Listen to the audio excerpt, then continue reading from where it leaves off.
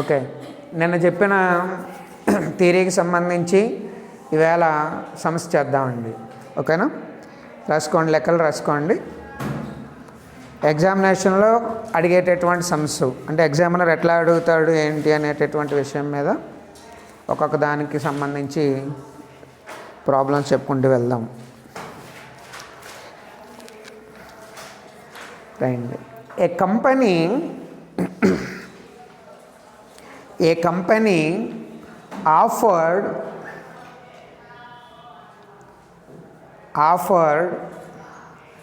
for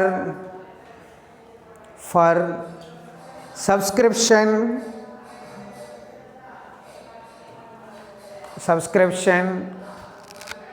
of 55,000 shares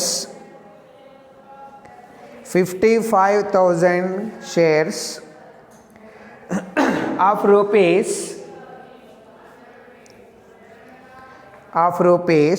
10 each,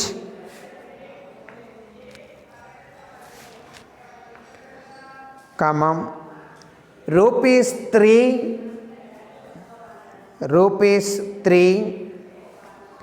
payable on application,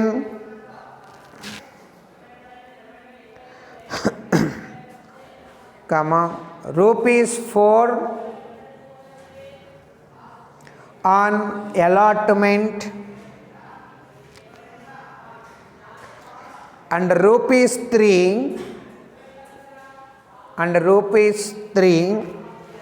on first and final call.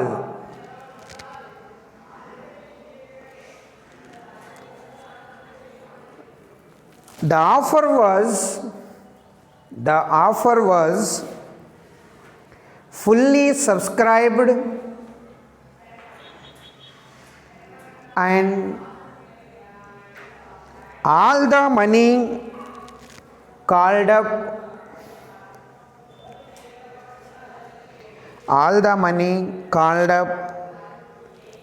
was duly received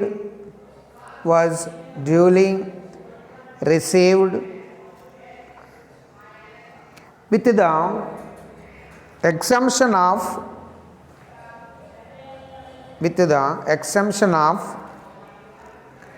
the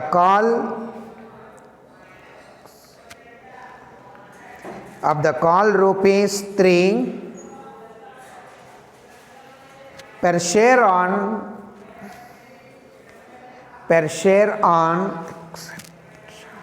820 shares, full stop. The company after due notice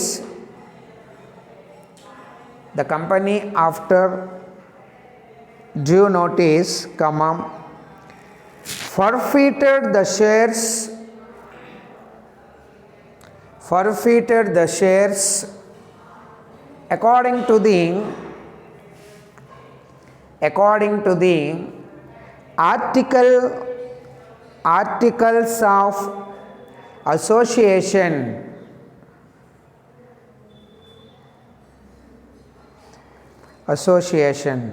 full stop. The shares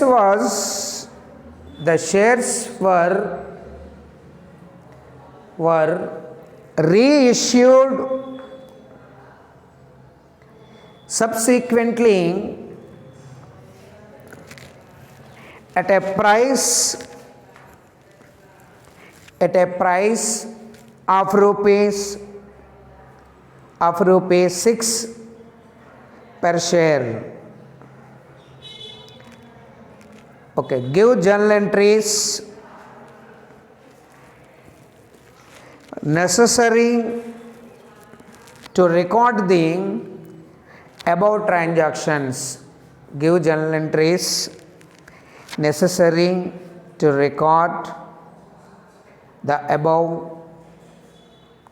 above transactions. రండి. ఒక company, Telugu వాళ్ళు రాసుకోండి, ఒక company 55,000 వాటాలను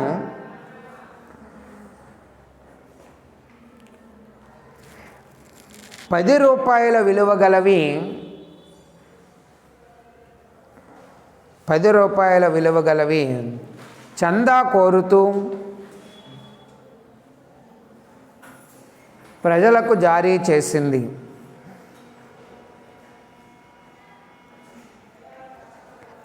వాటా చెల్లింపు దరఖాస్తుపై 3 రూపాయలు,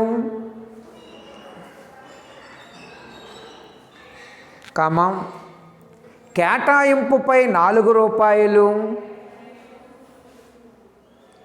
మరియు మొదటి మరియు తుది పిలుపుపై 3 రూపాయలుగా ఉంది.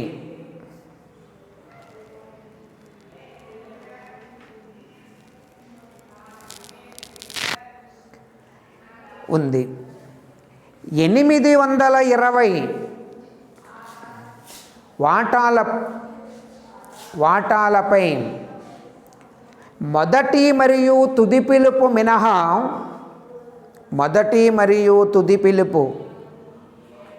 మినహా మిగిలిన సొమ్ము అంతా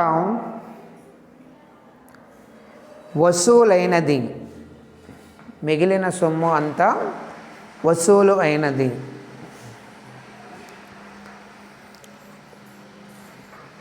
కంపెనీ తగిన నోటీసు ఇచ్చి నియమావళిని అనుసరించి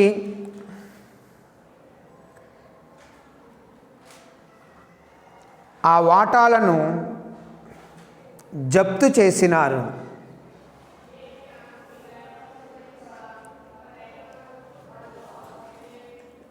తిరిగి వాటా ఒక్కంటికి 6 రూపాయల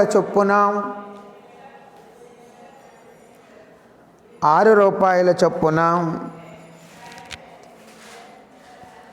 జారీ చేసినారు. కంపెనీ పుస్తకాలలో అవసరమైన చిట్టాపద్దులు రాయండి. ఓకే, కర్లేదు. ఒకసారి చూడండి. ఒకసారి ఇచ్చినటువంటి లెక్కను చూస్తే మీరు మొత్తం ఎన్ని వాటాలు ఇష్యూ చేశారు అర్థమైందా? టోటల్ ఇష్యూడ్ ఎన్నండి? 55,000 shares. Okay. How many shares are subscribed? ఎన్నైతే మనం ఇష్యూ చేసామో అన్నీ కూడా సబ్స్క్రైబ్ అయ్యాయి, చందా అయ్యాయి. అలాగే కంపెనీ కాల్ఫర్ చేసిందంతా దట్ ఈజ్ ఆల్సో 55,000 షేర్స్. ఎందుకంటే ద ఆఫర్ వాజ్ యాక్సెప్టెడ్. అర్థమైందా? కంపెనీ కాల్ఫర్ చేసింది. సో 55,000 పెయిడప్ ఎంత చెల్లించాలి? షేర్ హోల్డర్స్ 55,000 షేర్స్కి చెల్లించాలి. అర్థమవుతుందా? కాబట్టి total issued, subscribed, called up ఇవి 55,000 shares. Okay. But share value ఎంతండి? Share value 10 rupee. ఓకే. ఇక్కడ ఇన్స్టాల్మెంట్స్ అంటే కలెక్టింగ్ ఎట్లా చేస్తుంది? ఆన్ అప్లికేషన్ ఎంతండి? 3 rupees. Okay. Next on allotment 4 rupees. And first and final call company ఒకే పిలుపు పిలుస్తుందండి. అదే మొదటి పిలుపు, అదే తుది పిలుపు. అంతేగాని ఫస్ట్ 3 ఫైనల్ కాల్ 3 కాదు. అక్కడ ఫస్ట్ అండ్ ఫైనల్ కాల్ ఎంత? 3 రూపీస్. The total 10 rupee. అర్థమైందా? Face value of share 10, issuing value of is also 10. That is called issue of share at a par. సమమూల్యానికి జారీ చేయుట. ఇందులో ప్రీమియం లేదు, డిస్కౌంట్ లేదు. ఓకేనా? ఓకే.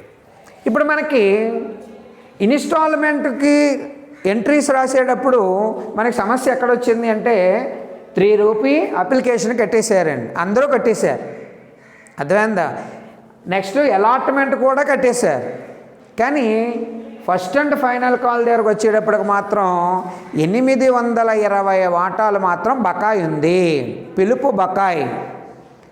ఇక్కడ పిలుపు అంటే ఈ పిలుపు కాదండి, కంపెనీ సొమ్ము చెల్లించమని పిలిచే ఏ పిలుపు అయినా పిలుపే, కాల్స్ ఇన్ ఎరియర్ ఉంది.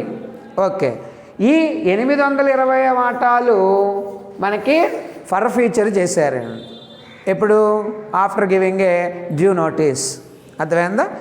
Out of 820 shares are forfeited. Again company మళ్ళీ 820 వాటాలని రీఇష్యూ చేసింది. ఎంత? Share value 6 rupees. ఓకే అమ్మా, ఇది ముందు మనం రఫ్గా తెలుసుకోవాల్సినటువంటి విషయము. మనకి సమస్య ఎక్కడొచ్చిందో అక్కడ ఆలోచిద్దామండి. ప్రస్తుతానికి మిగిలినటువంటి ప్రాసెస్ అంతా కామనే. అర్థమైందా? ఏమిటి? ఎంట్రీస్ మామూలుగా మీరు రెగ్యులర్గా రాసేటటువంటి ఎంట్రీస్ రాసేద్దాము. ఇక్కడ వచ్చిన తర్వాత ఆలోచిద్దాం. ఓకే, రాసుకోండి. ఫస్ట్ హెడ్డింగ్ పెట్టుకోండి, general entries in the books of A company. Company పుస్తకాలలో చిట్టాపద్దులు. క్యాలిక్యులేటర్లు తెచ్చుకున్నారమ్మా? తీసుకొచ్చేయండి.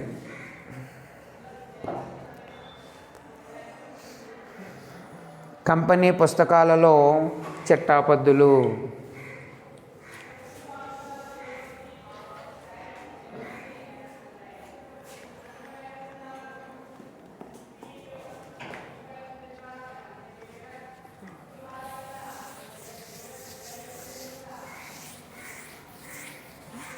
చూడండి, మొట్టమొదటి ఎంట్రీ, ఫస్ట్ ఎంట్రీ ఏం రాయాలమ్మా మనకి? క్యాష్ ఆర్ బ్యాంక్, ఏదైనా రాయొచ్చు అండి. బ్యాంక్ అయినా రాయొచ్చు, క్యాష్ అయినా రాయొచ్చు. Okay, cash account debtor to ఏమిటి? ఈక్విటీ. ఏ షేర్స్ ఇవి? చెప్పాడా ఎగ్జామినర్? ఏమైనా చెప్పాడా ఇది ఈక్విటీయా ప్రిఫరెన్సా అని?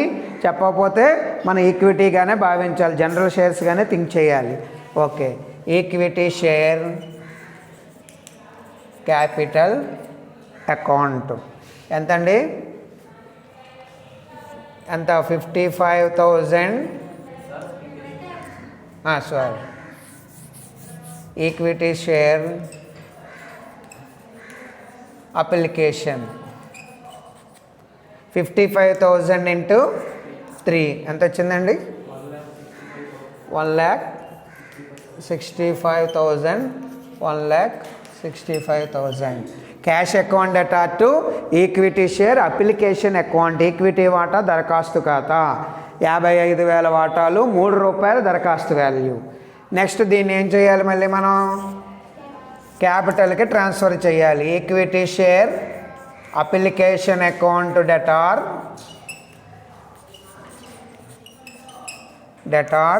To equity share capital account 1,65,000 and 1,65,000.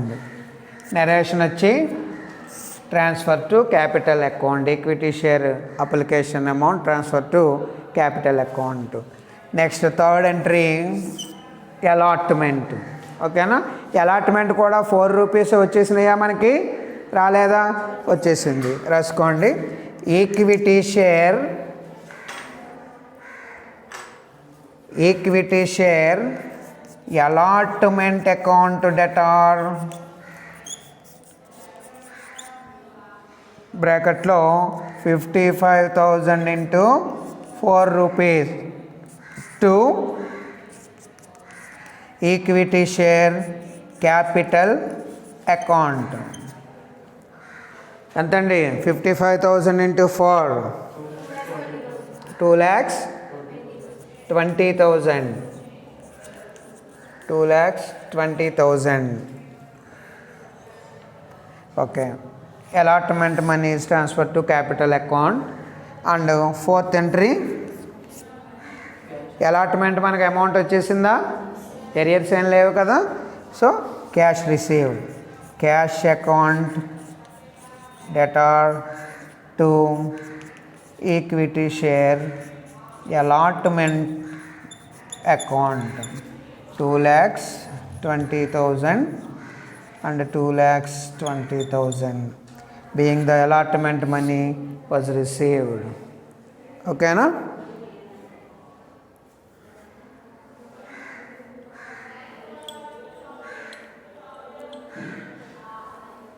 ఓకేనమ్మా, అర్థమైందా? ఇక్కడ వరకు మామూలే కదా, ఇది వరకు రాసిన ఎంట్రీసే. సరిపోయచ్చా? నెక్స్ట్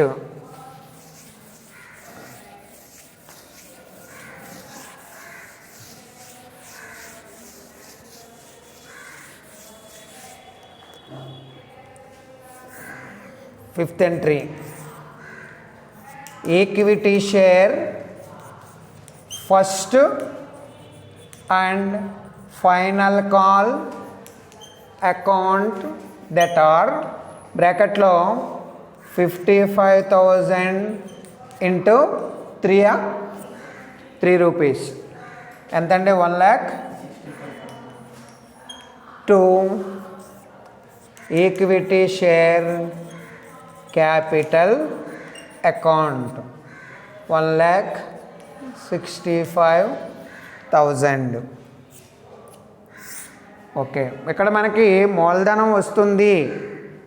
అప్లికేషన్ అలాట్మెంట్ లాగే ఫస్ట్ అండ్ ఫైనల్ కాల్ మీద కూడా 3 రూపాయలు చొప్పున డబ్బులు వస్తాయి అని ముందు అనుకుంటాం. తీరా వాడు కట్టిన తర్వాత ఎంత వచ్చిందో రాసుకుంటాం. కాబట్టి ఫస్ట్ ఎంట్రీ కామన్గా రాసేస్తామండి. ఇక్కడ 6th ఎంట్రీ చూడండి, క్యాష్ అకౌంట్ డెటార్. ఇప్పుడు ఒరిజినల్గా 55,000 వాటాల మీద డబ్బు వచ్చేసిందా మనకి? ఎంత చూడండి, మనం ఇష్యూ చేసింది 55,000 వాటాలు, అందులో ఎవ్రీ వచ్చి 820. అంటే యాక్చువల్గా ఎన్ని వాటాల మీద డబ్బు వచ్చినట్టు? ఎన్ని వాటాల మీద డబ్బు వచ్చినట్టండి? తీసేయండి ఎన్ని వాటాలు, అందుకని కాలిక్యులేటర్లు తీసుకురావాలి. ఏమ్మా, ఎన్ని వాళ్ళు తెచ్చారేమో?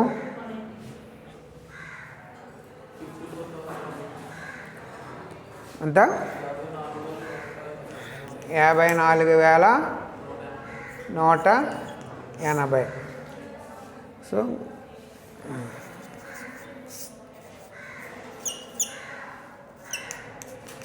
ఓకే, బ్రాకెట్లో 54,180 ఇంటూ 3 రూపాయలు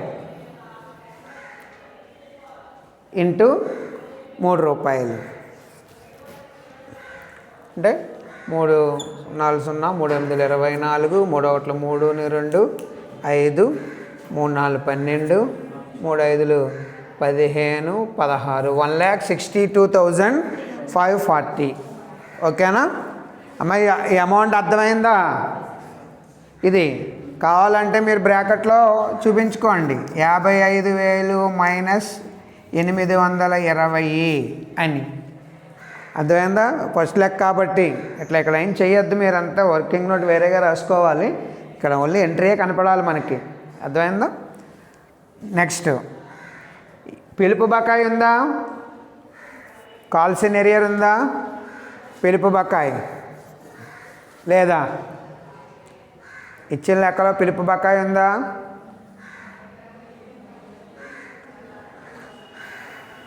ఇచ్చిన లెక్కలో పిలుపు బకాయి ఉందా లేదా?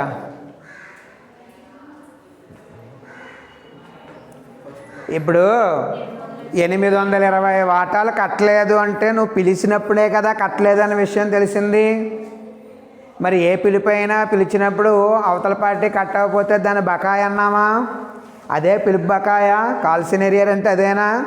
ఆ కాల్స్ ఇన్ ఎరియర్ ఏం చేయాలి? మనం డెబిట్ చేయాలి అని చెప్పాను నిన్న థియరీలో. కాబట్టి కాల్స్ ఇన్ ఎరియర్ లేదా first and final call account అని రాయండి. ఎరియర్ అనే రాస్తే మళ్ళీ అక్కడ కన్ఫ్యూజ్ లేకుండా ఉంటారేమో. సరే, first and final call earlier account debtor బ్రాకెట్లో 820 ఇంటూ 3 రూపాయలు. అంతే కదా? ఎన్ని వాటాలు ఎరియర్ వచ్చింది మనకి? 820. ఏది కట్టలేదు వాడు? ఫస్ట్ అండ్ ఫైనల్ కాల్ కదమ్మా. ఆ రేట్ అంతా ₹3 ఇన్స్టాల్మెంట్ ప్రైస్. సో ఎంత వచ్చింది? 2400. మొహమాట పడకంటారా, చెప్పండిరా. 3 okay. Two equity share first and final call. అర్థమైందమ్మా ఎంట్రీ? ఇప్పుడు చెప్పండి ఎంత? 1,65,000. సరిపోయిందా? 1,65,000 ఓకే. పిలుపు బకాయితో సహా పద్దు రాసినందుకు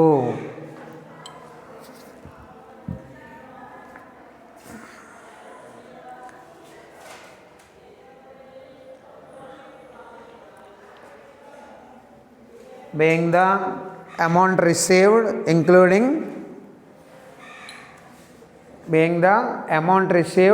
excluding arrear అంటే సరిపోతుంది. మీకు ఇంకో విషయం ఏంటంటే ఈ ఎంట్రీ ఇది రాయక్కర్లేదండి. ఒకసారి వినండి అమ్మా, మీరు ఇది గుర్తుపెట్టుకుంటే ఇక్కడ only cash account data to equity share first and final call అని 1,62 అమౌంట్ వేస్తే సరిపోతుంది.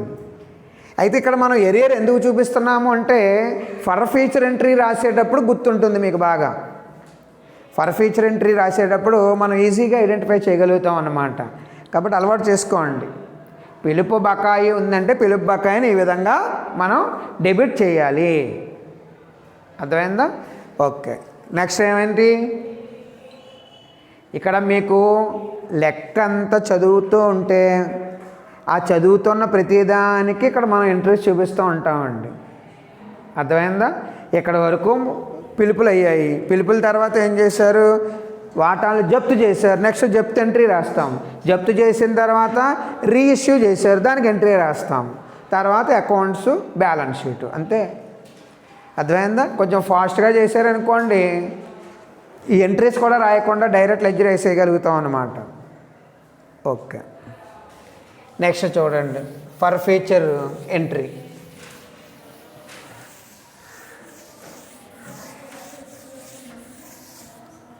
ఫర్ ఫ్యూచర్ ఎంట్రీ ఎక్కించారా? ఇక్కడికి 6 అయ్యాయా? 7వ ఎంట్రీ. ఫర్ ఫ్యూచర్ చేసేటప్పుడు ఎన్ని వాటాలని ఫర్ ఫ్యూచర్ చేశారండి? వాటాలు చెప్తే ఎన్ని వాటాలకు జరిగింది? వాటాలు జప్తు చేశారా లెక్కలో? లేదా? చేశారు. వాటాలు జప్తు ఎప్పుడు జరుగుతుంది? ఎరియర్ ఉన్నప్పుడు, బకాయి ఉన్నప్పుడు. ఎన్ని వాటాలు బకాయి పడ్డారు? 820. ఇప్పుడు 820 షేర్స్ని ఫర్ ఫ్యూచర్ చేశారా లేదా? చేశారు. లెక్కలో చెప్పాడు కాబట్టి. అర్థమైందా? మీరు అందరూ 1-2 సార్లు లెక్క మైండ్లోకి వచ్చేయాలండి.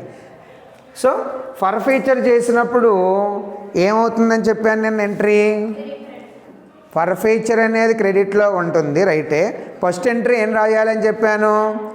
ఎన్ని వాటాలనైతే ఫర్ ఫ్యూచర్ చేస్తున్నారో అన్ని వాటాలకు పూర్తి విలువకు మనం క్యాపిటల్గా మళ్ళించాలి అన్నాము, అంతే కదండి. సో ఇప్పుడు చూడండి, equity share capital account debtor. చూసారా? క్యాపిటల్ ఎప్పుడు క్రెడిట్ ఉండాలి, కానీ డెబిట్ చేస్తున్నాం అంటే ఇక్కడ ఫర్ ఫ్యూచర్ జరిగింది, అది మనకు మైండ్లోకి రావాలండి. ఎంత? ఎన్ని వాటాలు? 820. వాటా విలువ ఎంత? వాటా విలువ ₹10. అది మర్చిపోండి. ఎంత? ఓకే, ₹10. ఎంత వచ్చింది ఇక్కడ? 8,200, 8,200. దీని పొద్దు ఏం రాస్తామో చూడండి. First and final call. వాడు బకాయి పడింది ఏమిటి? First and final కాలేనా?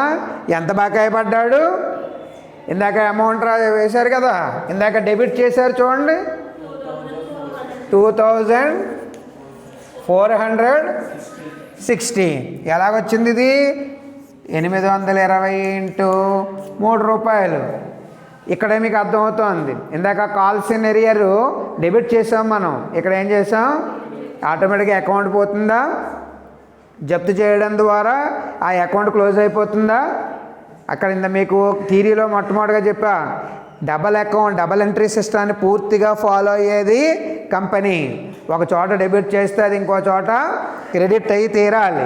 కాబట్టి ఇందాక డెబిట్ అయింది, ఇప్పుడు క్రెడిట్ అయ్యింది, అకౌంట్ క్లోజ్ అవుతుంది. నెక్స్ట్ 2, అప్పటి వరకు వాటాదారుడు ఈ 820 వాటాలు కట్టాడు కదా, చెల్లించలేదు కదా, వాడు ఏం కట్టాడు. ఇప్పుడు ఎరియర్ ఏది ఎరియర్ వచ్చింది, ఫస్ట్ అండ్ ఫైనల్ కాల్. ఇప్పుడు వాడు ఒరిజినల్గా కట్టింది ఎంత, ఇప్పుడు ఎరియర్ ఎవరైతే వాటాదారుడు చేశాడో వాడు కంపెనీకి ఏం కట్టాడు, అప్లికేషన్ కట్టాడా. ఎంత అప్లికేషను, 3 రూపాయలు. అలాట్మెంటు 4 రూపాయలు. మొత్తం 7 రూపాయలు అమౌంట్ కట్టాడా కట్టలేదా, కట్టాడా. ఆ 7 రూపాయలు మళ్ళీ కంపెనీ వాడికి తిరిగి ఇచ్చేస్తుందా, దాని దగ్గర ఉంచేసుకుంటుందా, ఉంచేసుకుంటుంది. దాన్ని ఏమన్నాం మనం, మూలధన లాభము, క్యాపిటల్ ప్రాఫిట్. అది ఏం చేస్తుందని చెప్పాను, ఆ లాభాన్ని ఈ 7 రూపాయల మొత్తాన్ని ఏం చేస్తుంది, వాటా జప్తు ఖాతాకి, వాటాల షేర్ ఫర్ ఫ్యూచర్ అకౌంట్కి ట్రాన్స్ఫర్ చేస్తుంది. అర్థమవుతుందా. ఇప్పుడు వాటాల్ని ప్రీమియానికి జారీ చేసినప్పుడు ప్రీమియం సెక్యూరిటీస్, ప్రీమియం రిజర్వ్ అనే అకౌంట్ ఎలా ఓపెన్ చేస్తామో, ఇలా వాటాలను జప్తు చేసేటప్పుడు అప్పటి వరకు వాటాదారుడు చెల్లించినటువంటి వాటాల మొత్తాన్ని వాటాల జప్తు ఖాతాకి బదిలీ చేస్తుంది. అంటే వాటాల జప్తు అనే పేరుతోటి ఒక ఖాతాని సపరేట్గా తయారు చేసుకుంటుంది. So share forfeiture account. అర్థమైందమ్మా. వాటా జప్తు ఖాతా ఎప్పుడూ కూడా క్రెడిట్ నిల్వ, జప్తు చేసేటప్పుడు జప్తు క్రెడిట్లో ఉండాలి. అర్థమైందా. ఇది అప్పుగా పరిగణించబడుతుంది. మూలధన లాభం ఇది ఎవరికి పంచదండి కంపెనీ. ఎప్పుడైనా అత్యవసరం వచ్చినప్పుడు చూసుకుంటుందండి. ఆ రిజర్వ్లో మిగులు లాగే దీన్ని కూడా పక్కనే పెట్టుకుంటుంది అన్నమాట. సో 820 ఇంటూ 7 రూపాయలు. వాడు కట్టింది 7 రూపాయలే కదా. 7 ఎక్కడి నుంచి వచ్చింది, ఈ పక్కనే మళ్ళీ రాసుకోండి. మళ్ళీ ఎప్పుడైనా రెగ్యులర్గా రివిజన్ చేస్తే పర్లేదు, ఎప్పుడైనా అప్పుడప్పుడు రివిజన్ చేస్తాను చూసారో అప్పుడు ప్రాబ్లం అవుతుంది. ఏమో అప్పుడు ఏదో చెప్పాడు వినేసాం అని. అర్థమైందా. ఈ 7 రూపాయలు ఏంటి, అప్లికేషన్ 3 రూపాయలు, 4 రూపాయలు అలాట్మెంటు. అంటే జప్తు చేసినటువంటి వాటాలపై అప్పటి వరకు వాటాదారుడు కంపెనీకి చెల్లించినటువంటి మొత్తాలు 3 వాయిదాలలో 2 కట్టి ఉన్నాడు. ఆ 2 కట్టి ఉన్నటువంటి వాయిదాల మొత్తము కంపెనీకి లాభంగా పరిగణించబడుతుంది. అది మూలధన లాభము. వాటాదారులకి డివిడెంట్గా చెల్లించడానికి వీలు లేదు. ఆ లాభాన్ని వాటాల జప్తు అనే ఖాతా అనే పేరును ఏర్పాటు చేసి దానిలో ఉంచబడుతుంది. జప్తులో క్రెడిట్ చేయబడుతుంది. క్రెడిట్ నిల్వలన్నీ అప్పుగా చూపించబడతాయి. కాబట్టి ఈ జప్తు ఖాతాలో ఉండేటటువంటి మొత్తము అక్కడ ఆస్తుల పట్టిలో అప్పుల వైపు చూపించబడుతుంది. ఓకేనా. ఇప్పుడు చూడండి ఎంతమ్మా, 5740. ఇప్పుడు మీకు చిన్న విషయం ఏంటంటే ఈ 2 కలిపితే సరిపోవాలి. ఈ 2 కలిపితే సరిపోవాలి. ఇది సరిపోలేదనుకోండి, నువ్వు ఎక్కడో తప్పు చేసినట్లు లెక్క. సరిపోయిందా. ఓకే. నరేషన్ వాటాలను జప్తు చేసినందుకు, బీయింగ్ ది షేర్స్ వర్ ఫర్ఫీటెడ్, అంతే. రాసుకోండి ఎంట్రీ.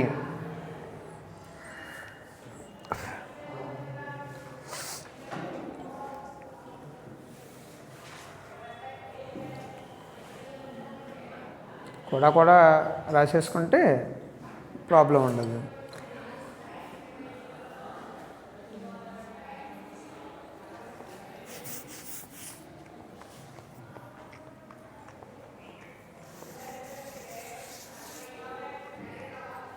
నెక్స్ట్ ఏం చేసిందండి కంపెనీ? రీఇష్యూ చేసింది, అంతేనా? ఇప్పుడు రీఇష్యూ ఎన్ని వాటాలు చేసింది? 820. రీఇష్యూ చేసినప్పుడు 820 వాటాలను జారీ చేస్తున్నప్పుడు కంపెనీకి డబ్బులు వస్తాయా రావా? వస్తుందా? ఎన్ని రూపాయలు చొప్పున వచ్చింది? 6 రూపాయలు చొప్పున డబ్బులు వచ్చాయి. రాసుకోండి, క్యాష్ అకౌంట్ డెటార్ బ్రాకెట్లో 820 ఇంటూ 6, 820 ఇంటూ 6 ఎంత?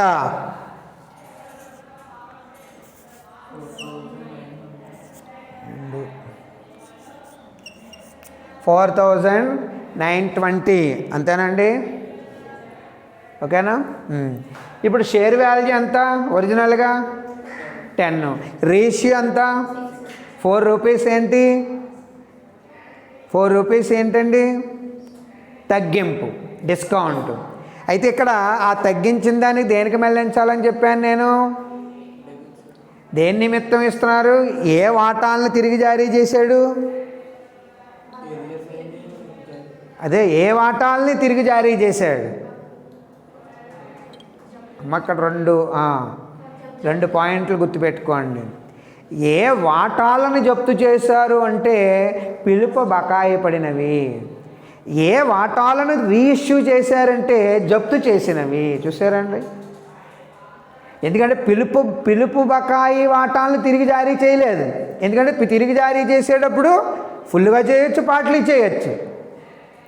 ఇంకో విషయం, అన్ని వాటాలను జప్తు చేయాలని లేదు, అది కంపెనీ రూల్, వాళ్ళ ఇష్టం. అది దానికి సంబంధించిన రూల్స్ అండ్ రెగ్యులేషన్స్ ఎక్కడ కూడా కంపెనీ చట్టంలో లేవు అని చెప్పాను. కాబట్టి ఖచ్చితంగా పిలుపు బకాయి పడినటువంటి వాటాలన్నీ జప్తు చేస్తాడు. అది డైరెక్టర్ల ఇష్టం, అందుకని ఆర్టికల్ ఆఫ్ అసోసియేషన్లో ఉంటుంది. ఓకే, ఇప్పుడు జప్తు చేసిన వాటాలనే కదా తిరిగి జారీ చేశారు. కాబట్టి ఇక్కడ షేర్ ఫర్ఫీచర్ అకౌంట్ బ్రాకెట్లో 820 ఇంటూ ఎన్ని రూపాయలు మిగిలిపోయే డిస్కౌంట్? 4 రూపాయలు. తగ్గింపు జప్తు ఖాతాకు మళ్ళిస్తున్నాం ఇక్కడ. ఓకేనమ్మా? డెటార్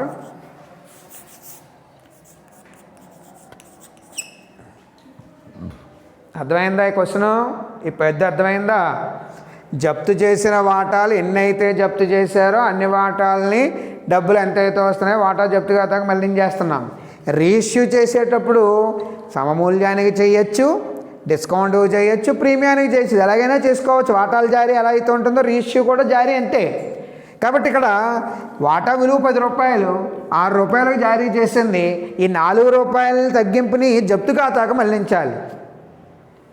అర్థమైందా? జప్తు ద్వారా తిరిగి జారీ చేస్తున్నాము. జప్తు అయినటువంటి వాటాలనే మేము తిరిగి జారీ చేస్తున్నాము. ఆ నిల్వ దీనికి వెళ్ళిపోతుంది, డిస్కౌంట్ది. అర్థమైందా? So share forfeiture account debtor 820 into 4 ఎంతండి? 3280. అంతేనా? నెక్స్ట్ 2 దేనికి మళ్ళీ ఇస్తాం? Equity share capital account. మళ్ళీ మామూలు పద్ధతిలోకి వచ్చేసాం. షేర్ క్యాపిటల్ మళ్ళీ లయబిలిటీ అయ్యింది. ఎంత? బ్రాకెట్లో 8,820 ఇంటూ 10 రూపాయలు, 8,200. ఓకే, అర్థమైందమ్మా? 8,200. ఇప్పుడు ఇక్కడితో అయిపోయిందా? ఇంకొక పద్దు మిగిలింది. అది నిన్న థియరీలో చెప్పాను. జప్తు ఖాతాలో ఏమైనా నిల్వ ఉంటే, అర్థమైందా? If any balance on share forfeiture account, దేనికి ట్రాన్స్ఫర్ చేయాలి? That balance is transfer to capital reserve account, మూలధన రిజర్వ్ ఖాతాకు మళ్ళించాలి. మరి బ్యాలెన్స్ ఉందా లేదా ఎలా తెలుస్తుంది మాకు? క్రెడిట్లో ఎంత ఉందండి? జప్తు ఖాతా వేస్తున్నాం చూడండి. క్రెడిట్లో ఎంత ఉంది? 5040. అంటే క్రెడిట్ అంటే మన దగ్గర ఉన్నటువంటి నిల్వ. ఇక్కడ డిస్కౌంట్ ఇచ్చేసాం, ఎంత పోయింది? డెబిట్ ఎంత చేసావు? 3280. అవునండి. ఇప్పుడు బ్యాలెన్స్ ఇంకా ఉంటుందా ఉండలేదా? ఉంటుందా? దాన్ని మనం క్యాపిటల్ రిజర్వ్కు మళ్ళించాలి. ఒకవేళ మీకు ఇది అర్థం కాలేదనుకోండి, షేర్ ఫర్ ఫ్యూచర్ అకౌంట్ వేయండి.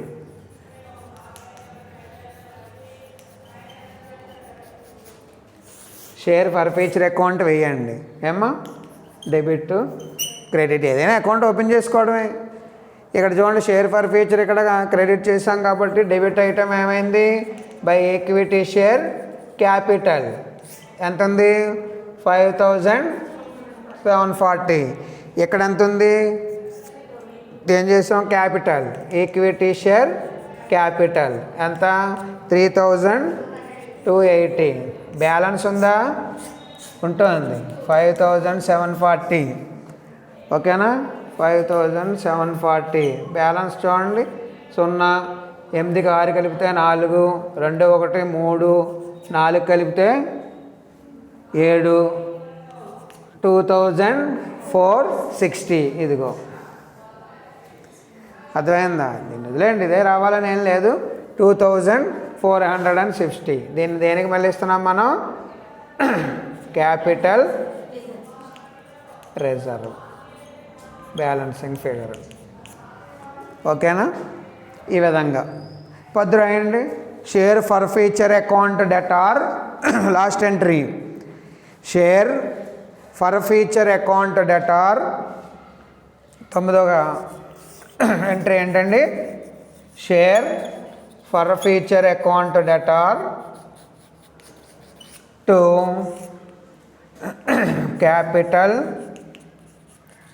Reserve account 2460.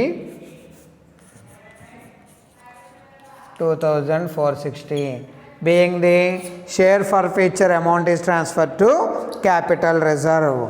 వాటా జప్తు ఖాతాలో నిల్వను మూలధన రిజర్వుకు మళ్లించినందుకు. ఏమ్మా, ఇవి అర్థమైందా? అంతే.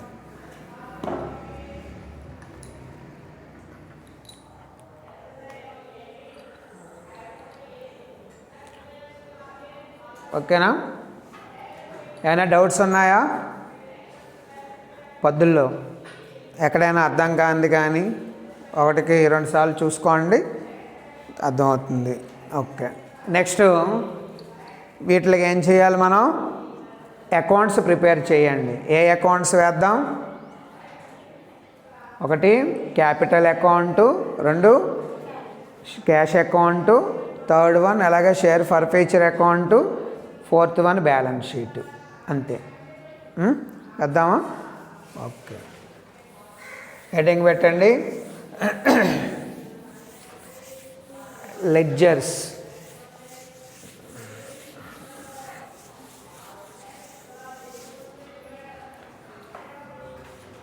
ముందు క్యాష్ అకౌంట్. మా క్యాష్ ఆర్ బ్యాంక్ ఏదైనా రాయొచ్చు. ఓకేనా?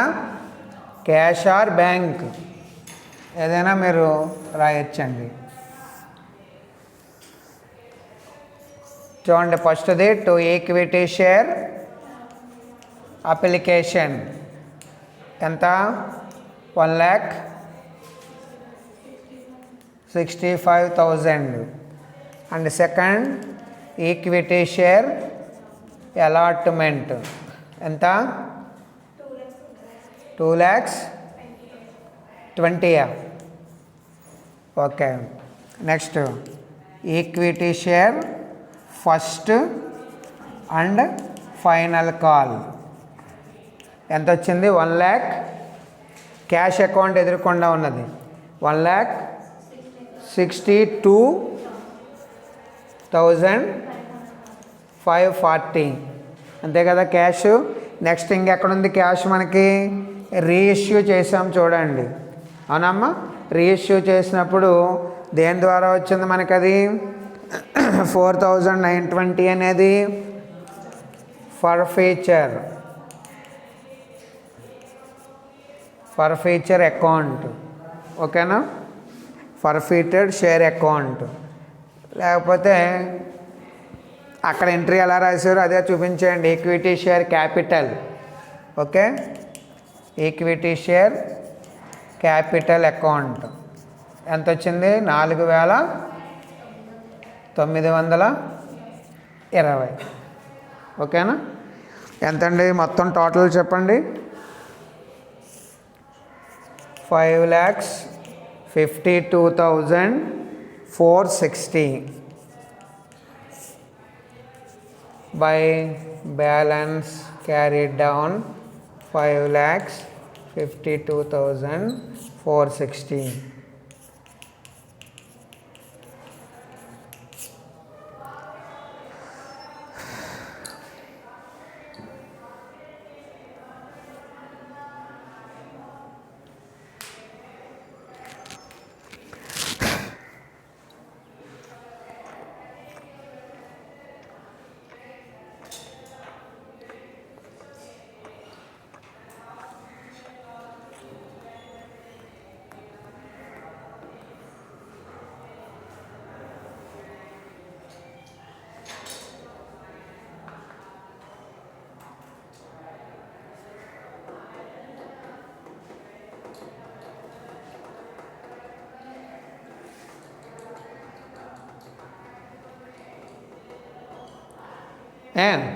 నెక్స్ట్ అకౌంట్ ఏంటి? Capital account.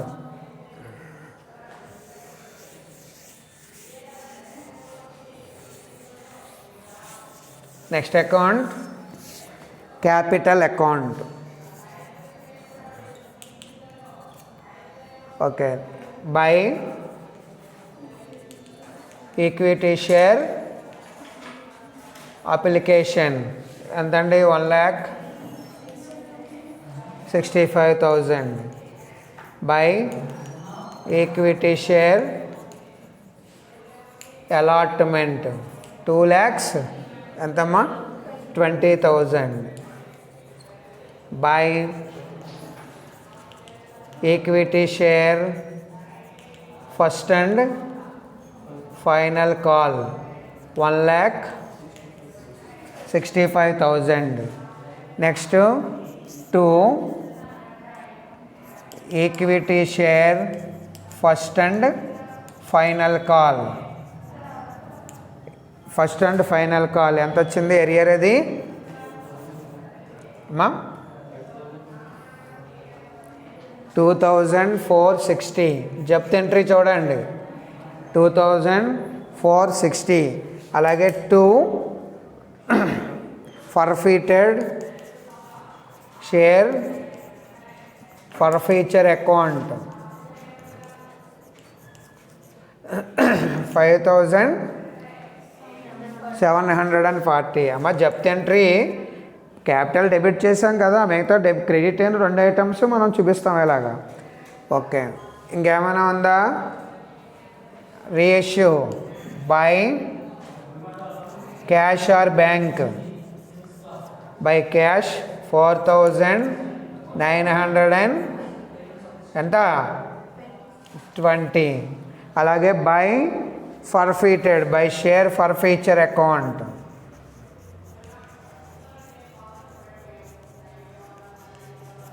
ఎంత వచ్చింది?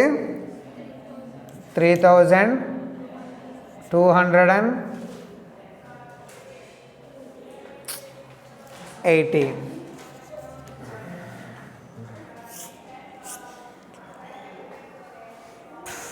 5,58,200.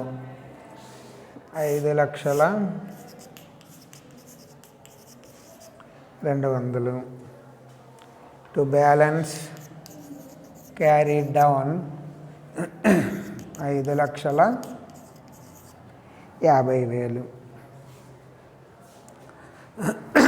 5,50,000.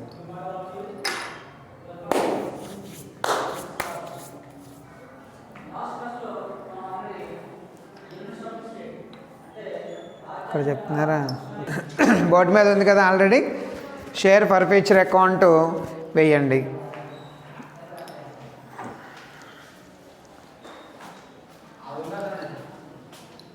షేర్ ఫర్ ఫ్యూచర్ అకౌంట్ వేసుకోండి.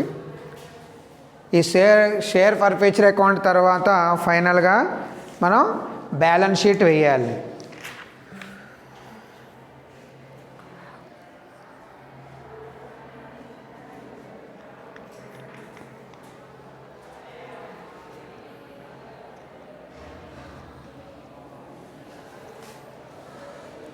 ఓకే, హెడ్డింగ్ పెట్టుకోండి, బ్యాలెన్స్ షీట్.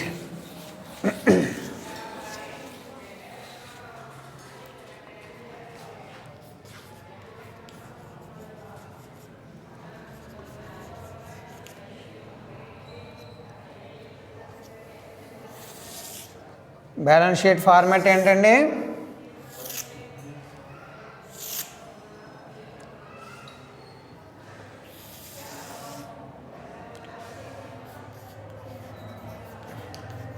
పర్టిక్యులర్స్, అమౌంట్, అంతేనా?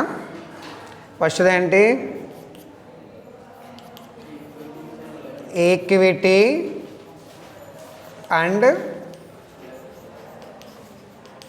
Liabilities. Next share holders funds. దీంట్లో మళ్ళీ షేర్ హోల్డర్ ఫండ్స్లో share capital.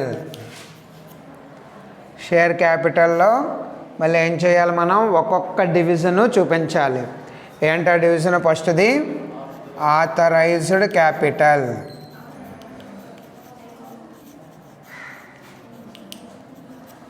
Authorised capital dash. లెక్కలో ఆథరైజ్డ్ క్యాపిటల్ ఏం ఇవ్వలేదు. ఇక్కడ మొత్తం అంతా విడివిడిగా రాయక్కర్ లేకుండా వాడే చెప్పేశాడు కాబట్టి అంతా ఏకంగా రాసేయండి ఒకే పాయింట్లోని. ఏమో ఎలాగా? Subscribed comma called up and paid up capital.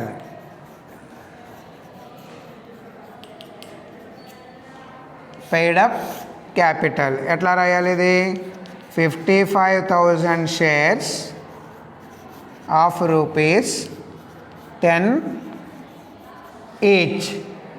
మీరు ప్రతిదీ మళ్ళీ రాసి అండర్లైన్ చేయక్కర్ లేకుండా అదే చందా అయ్యాయి, అవే పిలిచాము, అంతే మొత్తం వాటాదారులు వచ్చినట్టుగా.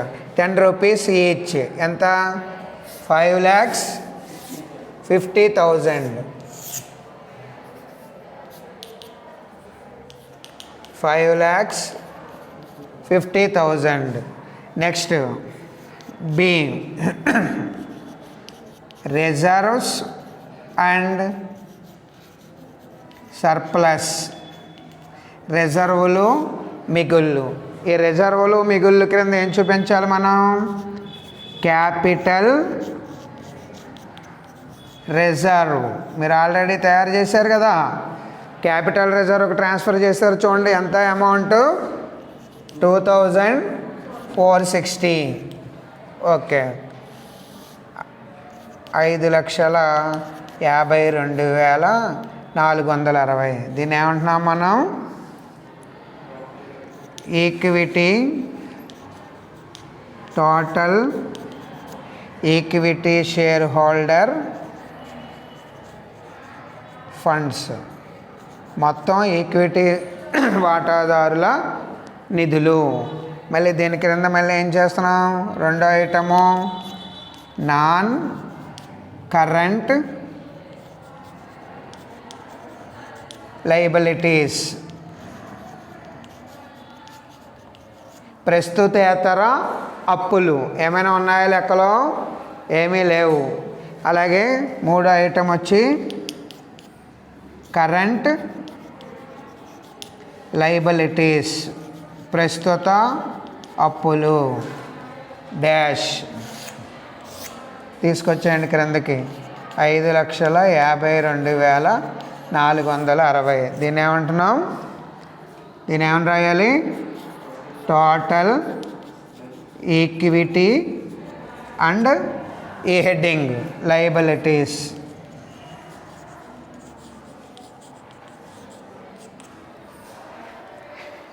ఎక్కించండి, ఇక్కడికి అప్పులు అవుతాయి. తర్వాత Roman number 2 assets. Roman number 2 వచ్చి assets.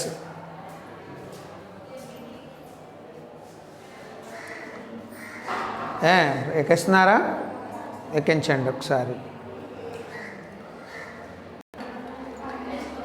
Next second one assets. Second assets. దీంట్లో నాన్ కరెంట్ అసెట్స్ డాష్ ఏమీ లేవండి.